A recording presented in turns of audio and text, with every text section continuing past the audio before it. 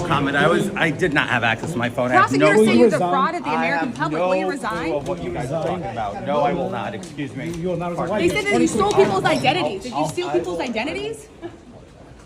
Did you commit identity fraud? Still gonna vote in the voters? What do you have Will to you say step to your down? constituents? I will not. I have no comment. I was in conference like everyone else without my phone, so I have nothing to talk about. I need to take a look at it. Did you commit large fraud? That was a pretty did basic not. question. The Identity answer to that fraud? is no. Are you okay, sir? Yeah. New York Republican Congressman George Santos caught off guard by news that he's been indicted on 10 new federal criminal counts, including identity theft, wire fraud, and money laundering. And Santos isn't backing down. Did you charge to your credit card donors money? Did you use their credit cards to reward yourself? That's the allegation. No. I will look at it. Why shouldn't you be able to vote? Why shouldn't you be able to vote in the speaker's election? Such a key election when you've been charged with all these crimes. Santos may be able to hide from the press, but he can't run from the Department of Justice. Santos claimed he had no idea about the new charges and he won't take a plea deal. Instead, Santos says he's running for re-election to serve a constituency that wants him to resign. Among many other things, Santos is accused of charging the credit cards of his donors without their consent, concealing the source of campaign funds, and filing fraudulent fundraising reports with the FEC. Some of those charges come with serious prison time. But now some Republicans have belatedly had enough, including the 6 conservatives behind the latest effort to expel Santos from Congress. It's nice that our friends on the right are finally realizing what a scumbag George Santos is, but as Pete Aguilar points out, the GOP hasn't always been so eager to part ways with Georgie. Second point. Serial fraudster George Santos is only in Congress because House Republicans protected him in May.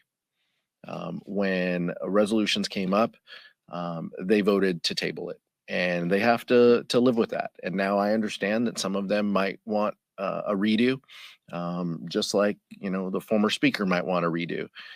That's not where we are. The latest round of Santos mania comes just days after Santos's treasurer pleaded guilty to conspiracy charges. She told prosecutors about a complex web of fake donors and bogus loans, all of which led directly to Santos's latest round of criminal charges. And since George Santos is nothing if not a veteran con man, he came prepared for this moment, because Santos made pretty clear he'd offer his vote for speaker to whoever could protect him from his own actions. In a statement Santos issued on Tuesday, the congressman called efforts to expel him, quote, a dangerous precedent. In other words, Santos is a single-issue Republican voter, and that single issue is who's most likely to keep old Georgie out of prison. And for once, Santos won't find many friends among his New York Republican colleagues, because Congressman Nick LaLota and Anthony DeEsposito are the 2 men leading the charge to boot Santos out of his job. What he is known to be guilty of, with beyond any doubt, not just a reasonable doubt,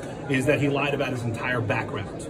That, to me, and how he defrauded voters, Long Island voters, should disqualify him from holding this office. Even Republican Mike Lawler got in on the action, because apparently it isn't enough to try and kick Matt Gaetz out of Congress. He wants to boot Santos out, too. Myself and my New York colleagues wanted to allow the time for the investigation to be handled.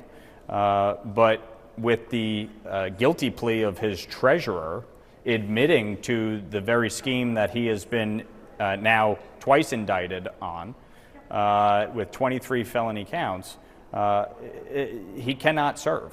I've said repeatedly since December he needed to resign.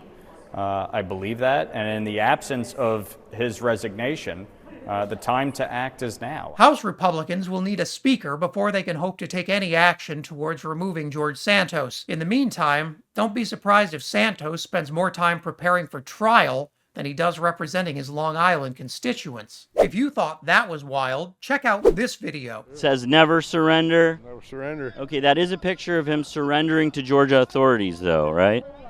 Fair. And as always, leave a comment below so you can let me know what I should cover next.